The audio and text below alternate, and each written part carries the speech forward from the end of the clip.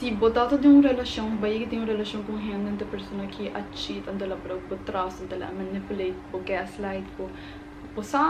tudo coisa não que go down. Que coisa passa tá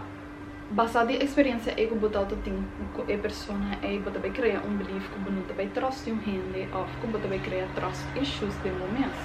Para sobra é também belief que também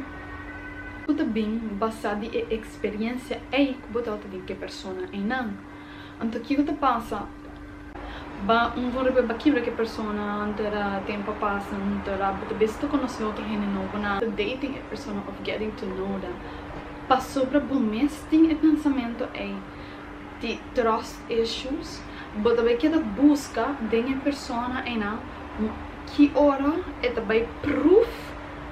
que botar tem razão para não trust na